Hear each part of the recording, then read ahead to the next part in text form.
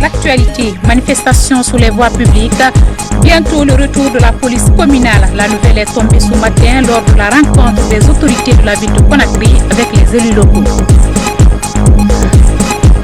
Plus de 1000 tonnes de cannabis saisies au quartier Kagbélé, un coup de filet réussi par des services de sécurité anti-drogue.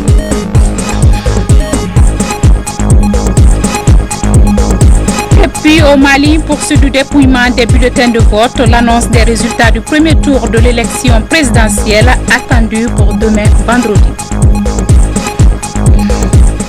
Voilà pour le sommaire. Encore une fois, bienvenue à tous. Tout d'abord, ce communiqué du gouvernement guinéen. Le président de la République a reçu ce jeudi 1er août 2013 les ministres de l'administration du territoire, de l'énergie, des droits de l'homme, de la sécurité et le porte-parole du gouvernement. Les membres du gouvernement étaient venus faire le point sur les événements violents qui se sont déroulés ce jour dans quelques quartiers de Conakry. Notre capitale connaît ces derniers temps des scènes de violence et de vandalisme suite au délestage d'électricité dans les foyers. Cette situation qui engendre des dommages aux paisibles citoyens affecte la sécurité des personnes et de leurs biens.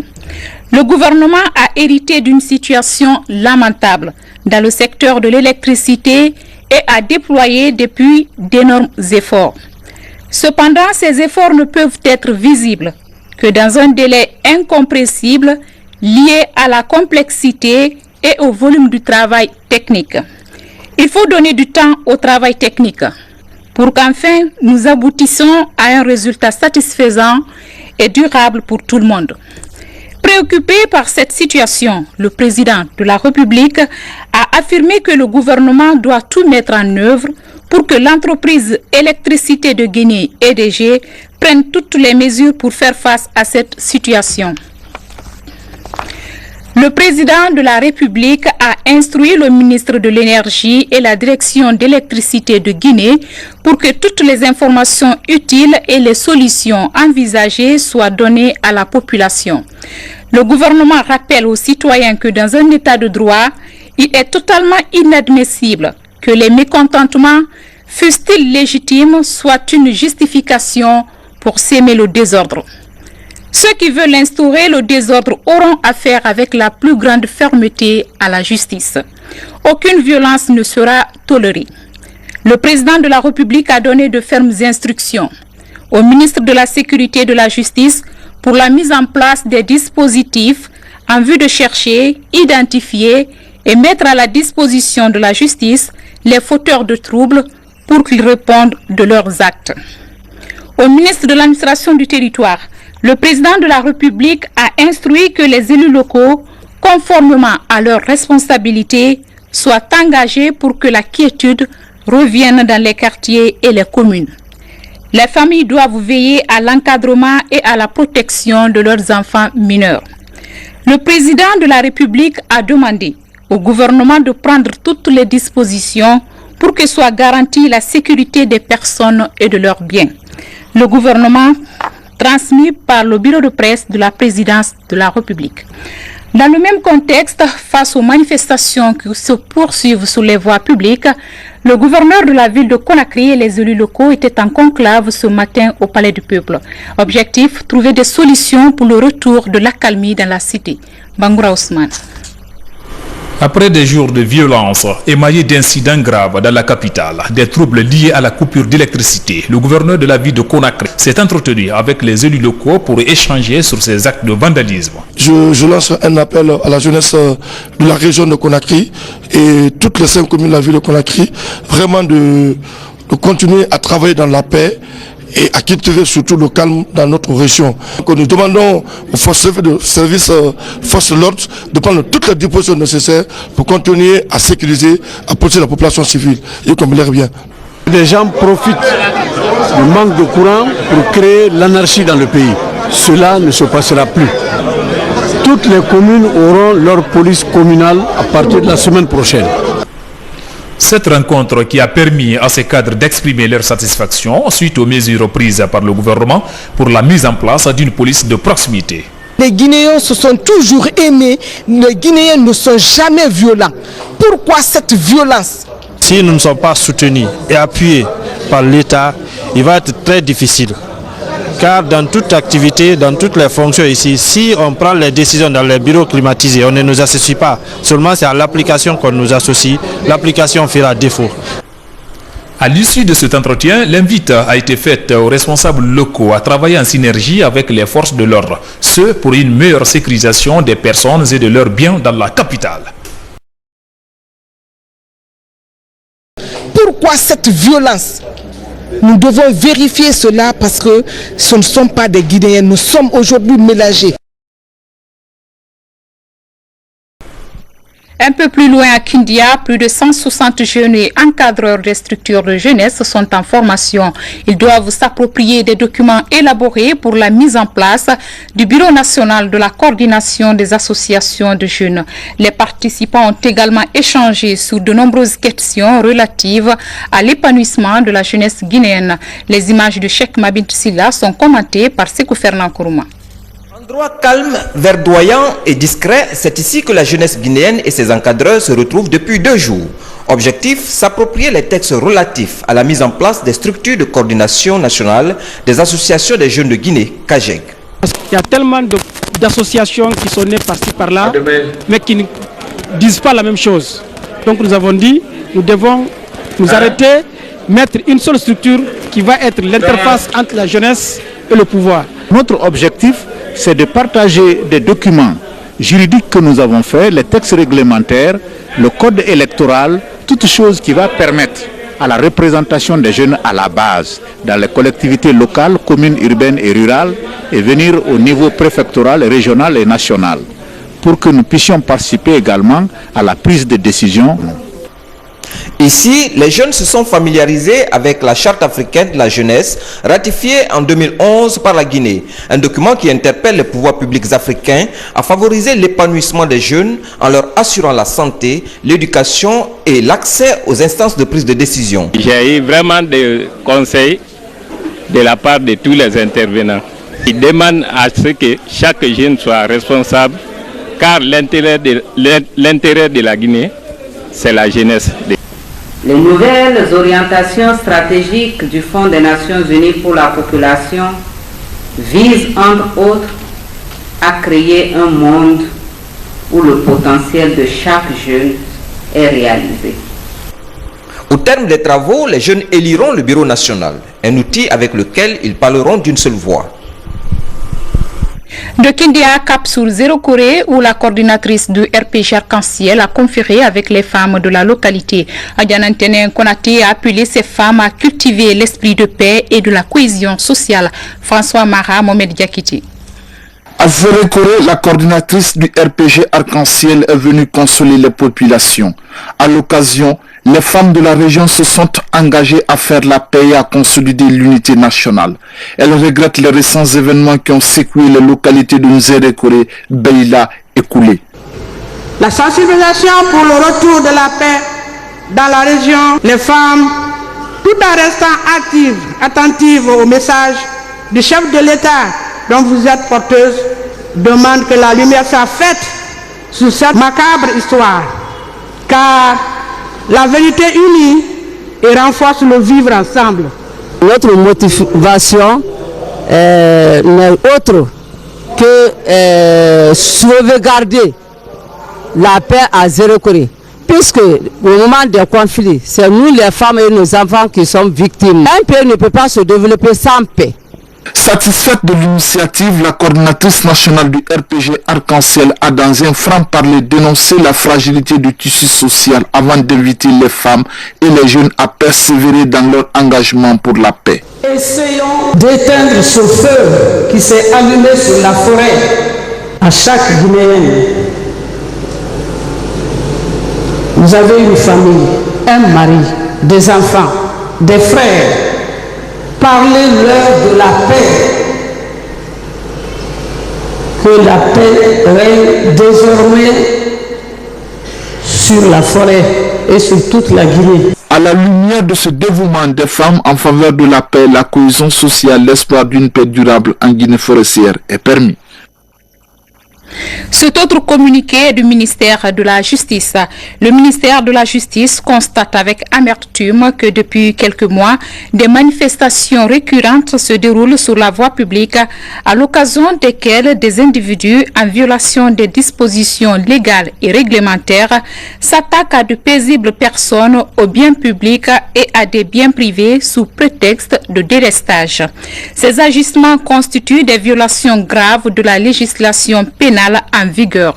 En conséquence, les autorités judiciaires informent l'opinion nationale et internationale que des poursuites seront engagées contre les auteurs, co-auteurs et complices de tous les actes de cette nature conformément à la loi. Ce communiqué vise, en dehors de toute autre considération, à mettre en garde les individus mal intentionnés et peu respectueux de la tranquillité publique.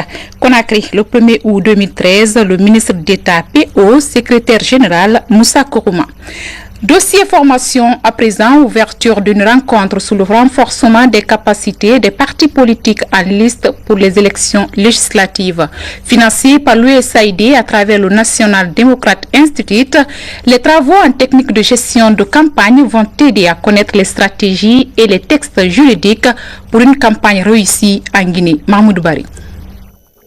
Les acteurs politiques se lanceront bientôt dans la campagne électorale pour conquérir le suffrage des électeurs au compte des législatives. Une opportunité pour les différents candidats de présenter leur programme politique afin d'avoir l'adhésion des populations. C'est pour aider les formations politiques en lice que NDI, sur financement de l'USAID, a initié cette formation de renforcement des capacités des candidates des différents partis politiques. Ce sont 50 représentantes de 32 formations politiques qui vont se familiariser avec les outils et les techniques de gestion des campagnes électorales. Nous continuons à nous battre pour mettre nos expertises, pour mettre nos compétences au service de notre pays. Pourquoi à tout niveau de décision que nous soyons présentes et que notre avis puisse compter dans la vie de la nation.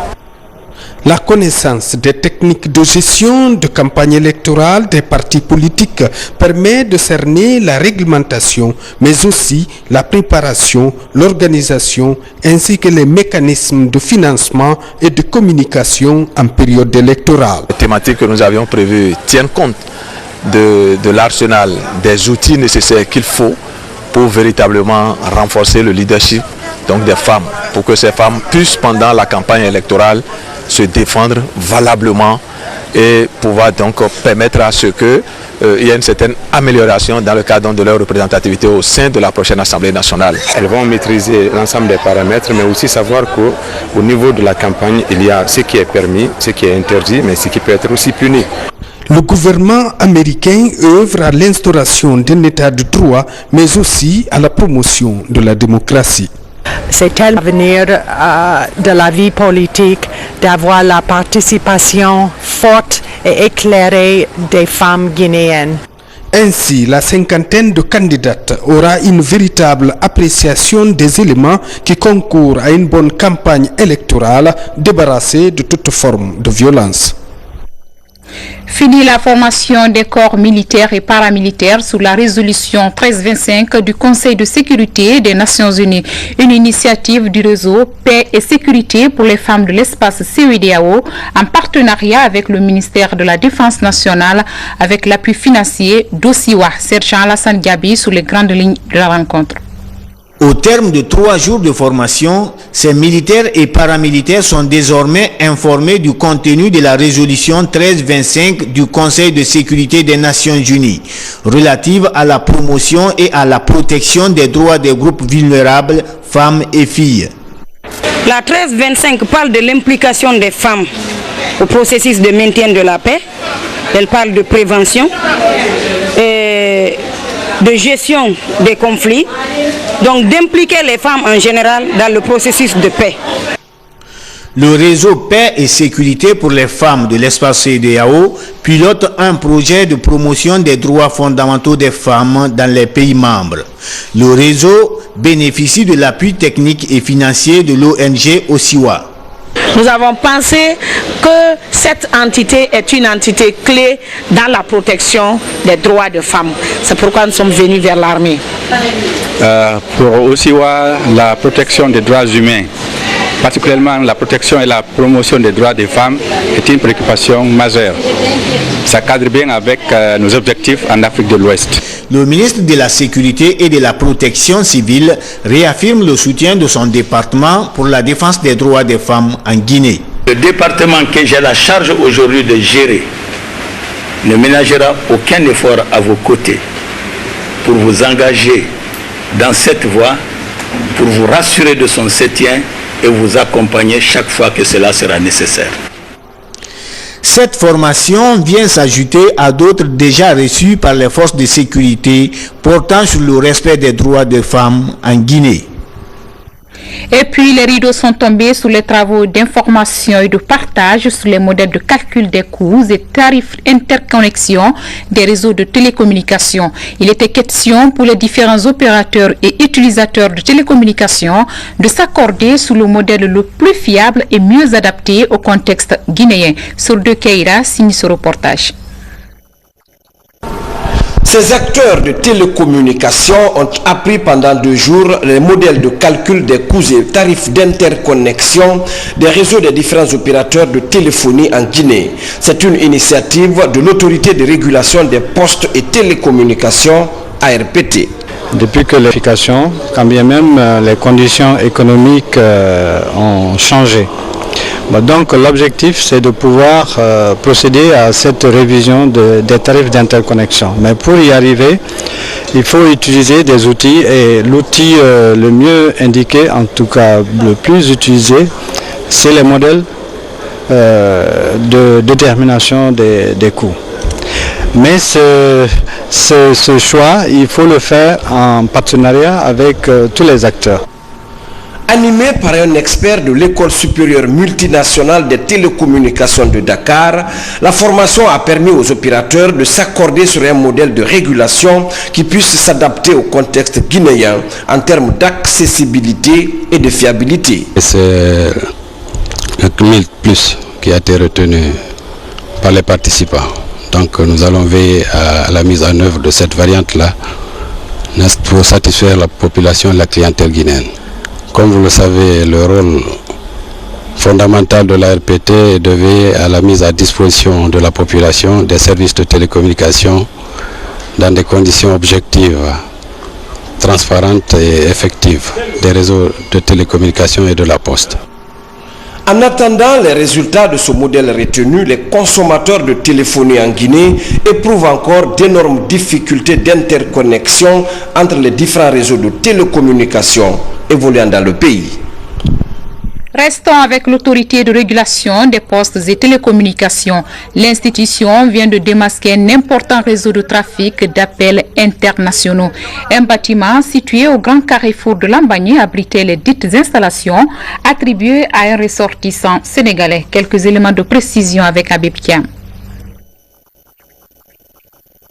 Mercredi, dans la matinée, au 3e étage de ce bâtiment de Lambagny, les enquêteurs découvrent ce réseau spécial de trafic d'appels internationaux. C'est la 14e intervention de l'ARPT, l'autorité de régulation des postes et télécommunications, depuis le lancement de l'opération anti-pirate dans le secteur. Mais dans l'appartement, la brigade retrouve seul ce suspect, un des compatriotes du présumé fraudeur en cavale. Interrogé sur les faits, Amadou Sow, c'est son nom, dit être propriétaire du restaurant avant de confier qu'il vient ici pour passer la nuit avec son ami sans pour autant connaître au départ l'existence d'un tel équipement sur les lieux.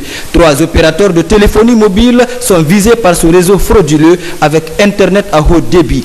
Les techniciens de l'ARPT s'accordent sur son existence depuis plusieurs mois. Sa particularité est d'être un réseau à SIM virtuel actionné depuis l'étranger avec une marge bénéficiaire de plus de 1500 francs guinéens pour chaque appel téléphonique international effectué. Au ministère de l'Enseignement supérieur, les autorités ont procédé au lancement des journées préparatoires de la rentrée universitaire 2013-2014. La rencontre va permettre aussi de discuter des dispositions à prendre pour l'orientation des étudiants. Une action qui consiste à traduire en réalité les formes engagées par le département. Francis Collier, compte rendu. Pour les préparatifs de la rentrée universitaire 2013-2014, les cadres de l'enseignement supérieur se mettent au travail.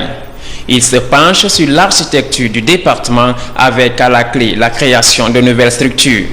Le but de ce travail, c'est d'établir une relation solide et cohérente entre les différentes structures du département de l'enseignement supérieur pour le respect de la hiérarchie. Le ministre Balotti Louis Diallo a invité les cadres enseignants et chercheurs à faire usage de leur expérience pour corriger les lacunes qu'a connues le système depuis des années. Ils devront informer et communiquer pour situer les étudiants pour leur orientation. Aujourd'hui, l'heure est à la qualification de l'enseignement supérieur et de la recherche scientifique. Le département devra créer 5 universités d'excellence tout en définissant les rapports entre elles et les institutions d'enseignement et de recherche existantes. Chaque institution fait d'actualité saisie d'une sa mission. Un travail minutieux qui interpelle la conscience patriotique de ces cadres du département de l'enseignement supérieur et de la recherche scientifique. Le résultat de ce travail sera connu le vendredi prochain. Autre fait d'actualité, saisie d'une importante quantité de cannabis et de cocaïne à l'aéroport international de Conakry-Bessia et au quartier Kagbélé. C'est à l'actif de la compagnie mobile d'intervention et de sécurité avec l'Office central antidrogue. Younous Tawel Kamara nous apporte des précisions. 1350 kg, c'est la quantité de cannabis saisie par la compagnie mobile d'intervention et de sécurité à Kagbélé dans la commune du Dubreka. C'est au cours d'une opération que ces stupéfiants ont été retrouvés dans une famille. Les présumés trafiquants ont été mis à la disposition de la direction de l'Office central antidrogue. La saisie a été effectuée à Kagbélé.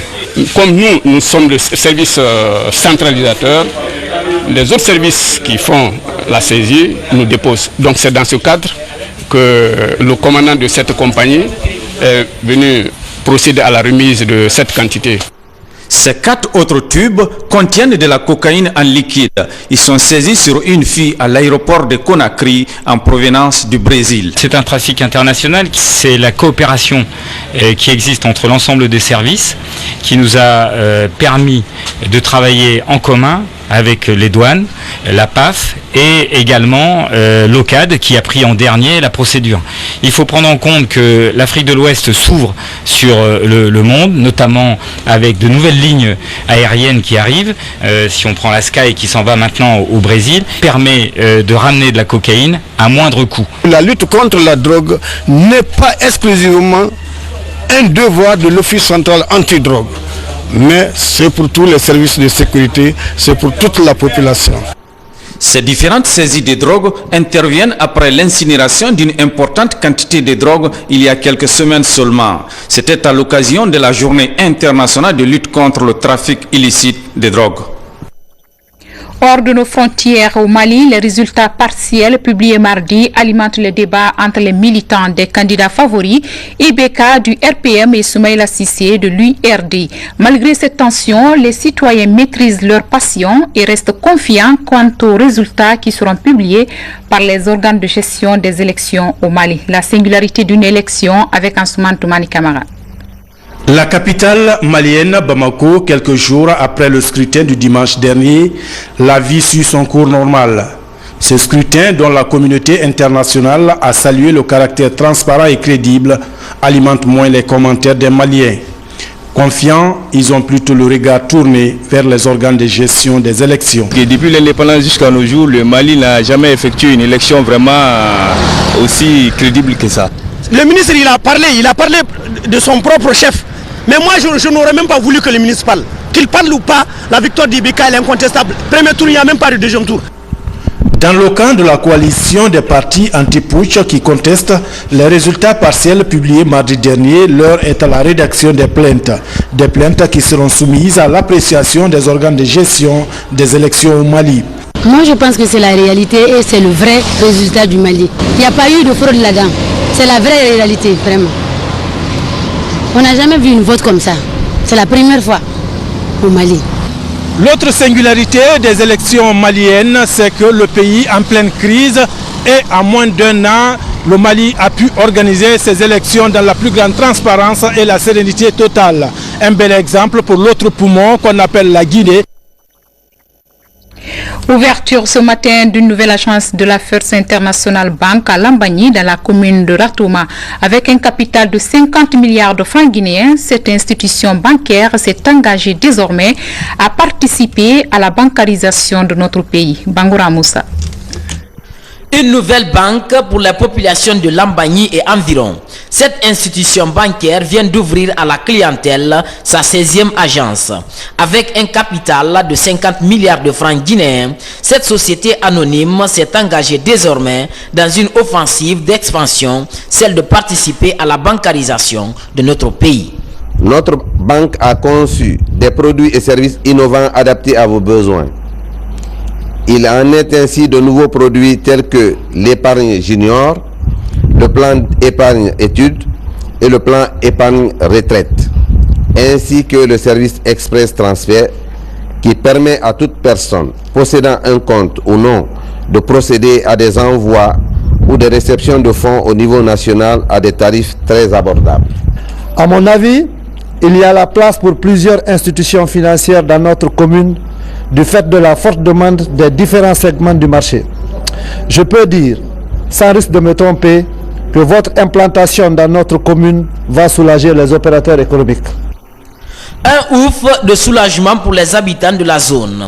Ils ont apprécié la réalisation de cette agence. Les gens ont de la peine chaque fois de se déplacer, aller dans les autres quartiers, vers Amdala, vers Nongo, pour aller faire des opérations bancaires. Mais si une telle banque se rapproche de sa clientèle dans le quartier Lambagny qui est en train de se développer comme vous le constatez, il y a beaucoup de commerçants à Lambagny, il y a beaucoup d'ouvriers à Lambagny. Je pense que c'est une bonne chose. Aujourd'hui à Lambagny, vous regardez la distance qui est là entre ici et Nongo, ça fait à proximité les gens, les clients. Et puis c'est devenu une leçon pour toutes les banques. Depuis son installation en 2006, First International Bank continue de servir ses nombreux clients à travers le pays. Avec l'ouverture de cette nouvelle banque, plus de tracasseries pour se rendre dans les autres agences pour des opérations bancaires. Page noire dans ce journal, l'un des encadreurs techniques du SLI national de Guinée, Mohamed Jo Camara, n'est plus. Cette perte est lourdement ressentie par le gouvernement et la famille sportive nationale. Dans une déclaration rendue publique ce matin, le ministre de la Jeunesse et des Sports annonce la prise en charge de l'organisation des obsèques par le gouvernement.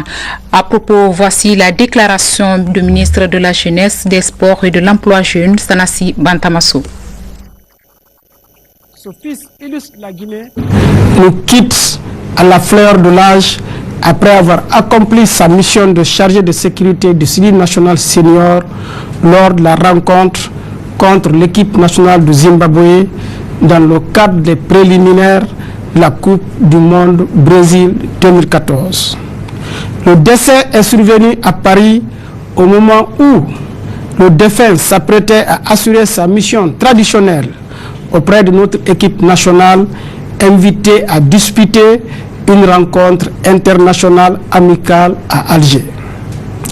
Je voudrais, à l'occasion de cette douloureuse circonstance, au nom de Monsieur le Président de la République, le professeur Alpha Condé et tout son gouvernement, adresser nos sincères condoléances à la famille éplorée, aux amis et à toute la famille sportive de Guinée. Je voudrais donner l'assurance à la famille de Mohamed Jo que Monsieur le Président de la République, profondément affecté par cette disparition, a donné des instructions pour prendre en charge les obsèques. Mon département, en collaboration avec la Fédération guinéenne de football, est en contact avec les autorités de notre mission diplomatique à Paris pour le rapatriement de la dépouille mortelle. La famille sportive sera informé par communiqué radio-télévisé de la date de rapatriement ainsi que le programme des obsèques. Que l'âme de notre regretté frère repose en paix. Amen. Que l'âme de l'illustre disparu repose en paix. Amen.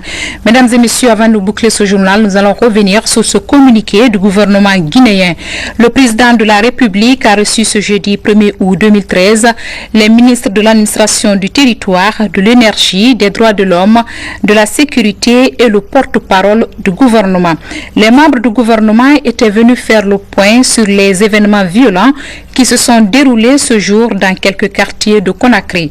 Notre capitale connaît ces derniers temps des scènes de violence et de vandalisme suite au délestage d'électricité dans les foyers. Cette situation qui engendre des dommages aux paisibles citoyens affecte la sécurité des personnes et de leurs biens. Le gouvernement a hérité d'une situation lamentable dans le secteur de l'électricité et a déployé depuis d'énormes efforts. Cependant, ces efforts ne peuvent être visibles que dans un délai incompressible lié à la complexité et au volume du travail technique. Il faut donner du temps au travail technique pour qu'enfin nous aboutissions à un résultat satisfaisant et durable pour tout le monde. Préoccupé par cette situation, le président de la République a affirmé que le gouvernement doit tout mettre en œuvre pour que l'entreprise Électricité de Guinée, EDG, prenne toutes les mesures pour faire face à cette situation. Le président de la République a instruit le ministre de l'Énergie et la direction de l'électricité de Guinée pour que toutes les informations utiles et les solutions envisagées soient données à la population. Le gouvernement rappelle aux citoyens que dans un état de droit, il est totalement inadmissible que les mécontentements, fussent-ils légitimes, soient une justification pour s'aimer le désordre. Ceux qui veulent instaurer le désordre auront affaire avec la plus grande fermeté à la justice. Aucune violence ne sera tolérée. Le président de la République a donné de fermes instructions au ministre de la Sécurité et de la Justice pour la mise en place des dispositifs en vue de chercher, identifier et mettre à la disposition de la justice les fauteurs de troubles pour qu'ils répondent de leurs actes. Au ministre de l'administration du territoire, le président de la République a instruit que les élus locaux, conformément à leurs responsabilités, soient engagés pour que la quiétude revienne dans les quartiers et les communes. Les familles doivent veiller à l'encadrement et à la protection de leurs enfants mineurs. Le président de la République a demandé au gouvernement de prendre toutes les dispositions pour que soit garantie la sécurité de personnes et de leurs biens. Le gouvernement transmis par le bureau de presse de la présidence de la République. Mesdames et messieurs, nous voilà à la fin de cette édition. Plaisir a été pour moi de vous servir durant cette semaine. Grand merci à vous qui nous suivez en Guinée et partout dans le monde. À très bientôt.